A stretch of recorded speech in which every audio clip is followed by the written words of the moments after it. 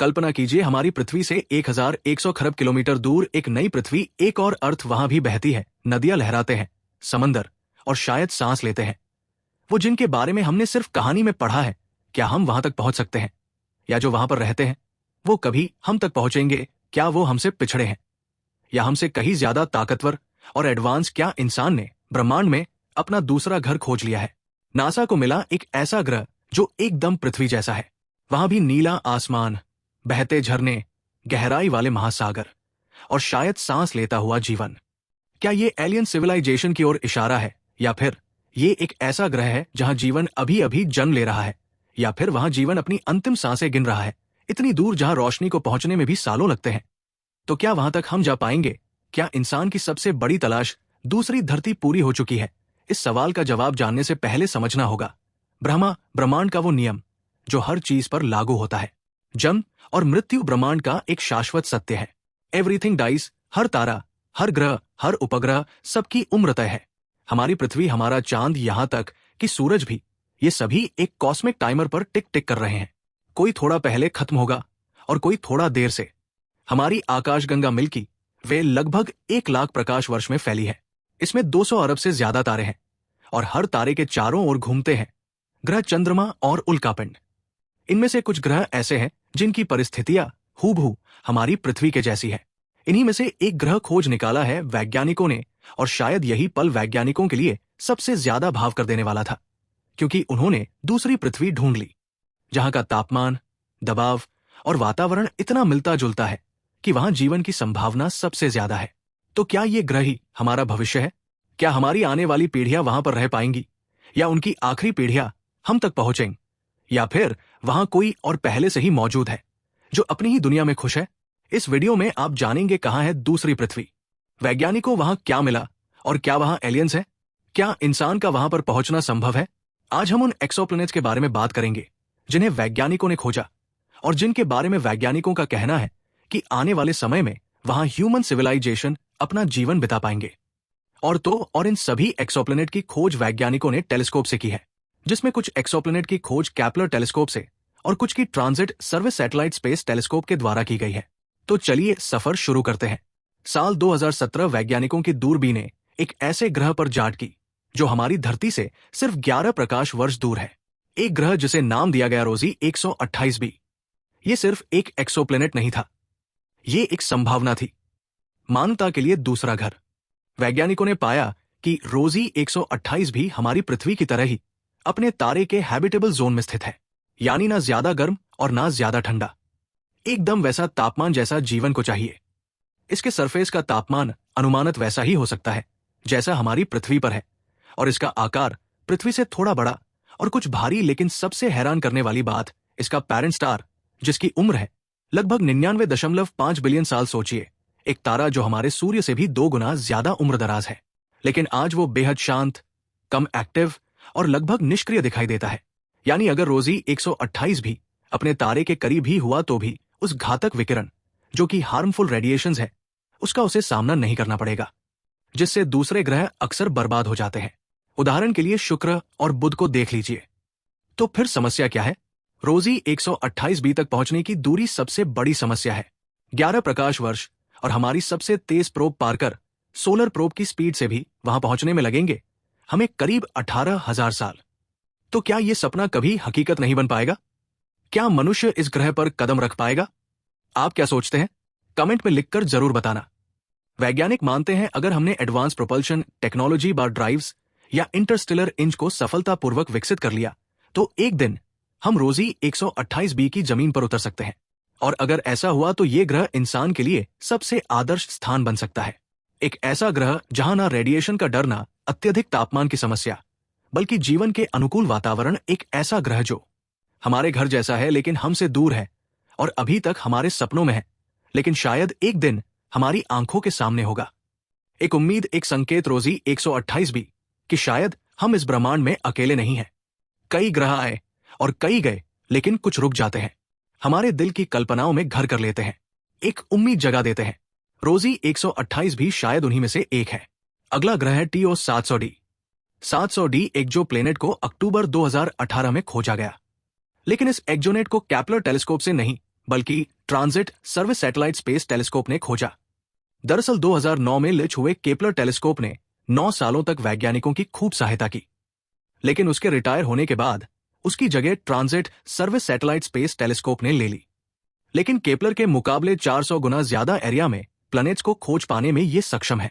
इसने transit method से TO 700D के अलावा TO 700B और TO 700C प्लैनेट्स भी खोजे हैं। अगर आपको नहीं पता ट्रांजिटिव मेथड क्या होता है, तो आपको बता दें कि जिन प्लेनेट का सरफेस टेम्परेचर काफी कम होता है और इस वजह से वो अपने स्टार की परिक्रमा के दौरान टेलीस्कोप से आने वाली लाइट और अपने स्टार की लाइट के बीच में आ जाते हैं।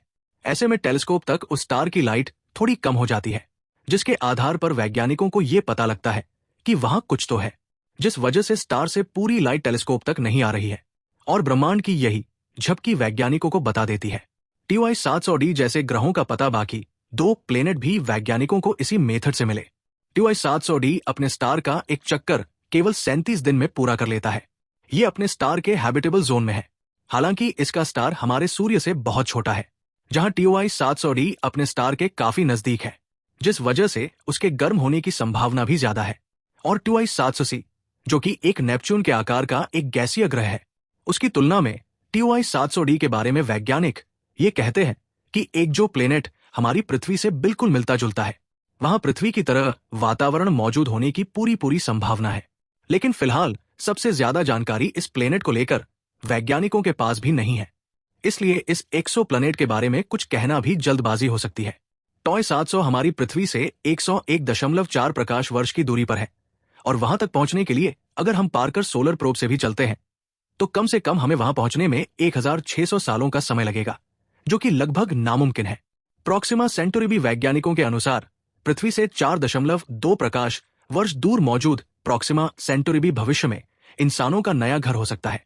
हालांकि इस ग्रह को समझने के लिए वैज्ञानिक 2036 में एक प्रोजेक्ट लॉन्च करने वाले हैं, जिससे ये तय किया जा सके कि ये प्लैनेट किस हद तक इंसानों के रहने लायक है या किसी भी जीव के रहने लायक है, क्योंकि अभी तक वैज्ञानिकों ने इस प्लैनेट को लेकर केवल अनुमान लगाया है।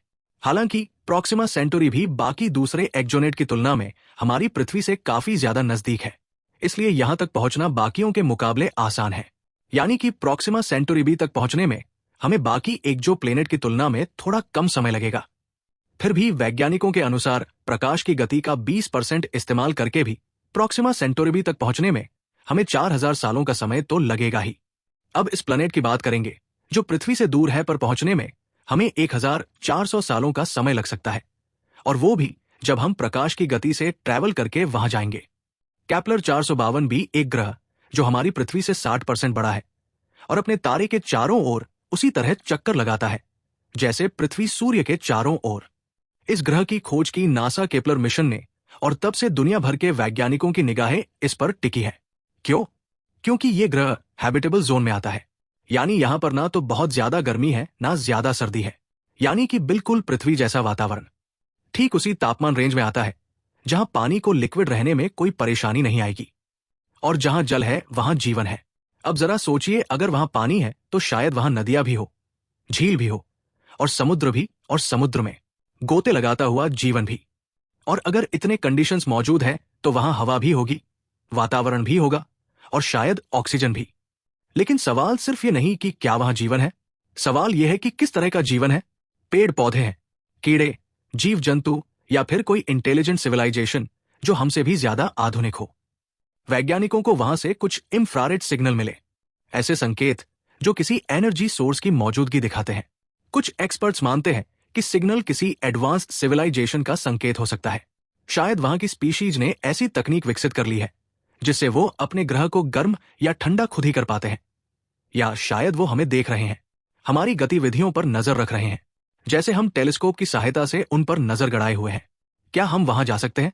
केपलर 452 भी हमसे 1400 प्रकाश वर्ष की दूरी पर है, यानी वहां तक करंट रॉकेट टेक्नोलॉजी से पहुंचना लगभग 26 मिलियन सालों का सफर, जो हमारे लिए मुमकिन नहीं। अभी के लिए ये एक सपना है, लेकिन भविष्य में जब हम रेप ड्राइव, वार्म होल्स या क्वांटम ट्रैवल जैसी तकनीक को समझ पाएंगे, तब शायद इंसान वहां कदम रखेगा। और अगर रखा तो क्या होगा? क्या हम वहां नए जीवन को नष्ट कर देंगे, या खुद को नए जीवन से हमें बचाना पड़ेगा? इस अनंत ब्रह्मांड में शायद हर ग्रह एक कहानी है। किसी का जन्म हो रहा है, किसी का अंत और किसी का जीवन खिलखिला रहा है। केपलर 452 भी सिर्फ एक ग्रह नहीं है। ये एक आईना हो सकता है हमारी संभावनाओं का, हमारे भविष्य का। हमने ब्रह्मांड के कोने में एक नई दुनिया देखी है, लेकिन असली सवाल अब भी बाकी है। क्या हम उसके लायक हैं? क्या इंसान ने अपने घर को इतना बर्बाद कर दिया है? क्या वो किसी और का घर ढूंढ रहा है बर्बाद करने के लिए या खुद को बचाने के लिए? ये सिर्फ एक जिज्ञासा है, जानने का प्रयास है कि हम ब्रह्मांड में अकेले नहीं हैं। हम सितारों को देखते हैं, लेकिन शायद वह भी हमें देख रहे हैं। और शायद किसी दूसरी धरती पर कोई इंसान की तरह ही बैठा ये सोच रहा हो कि क्या कहीं ब्रह्मांड में कोई और भी है जो उसकी तरह सोचता है, उसकी तरह जीवन जीता है, उसकी तरह सांस लेता है, उसी की तरह टिमटिमाते तारों को देखकर ये सोचता है, क्या हम ब्रह्मांड में अकेले हैं? आज की वीडियो में बस इतना ही। जय हिंद, जय भारत।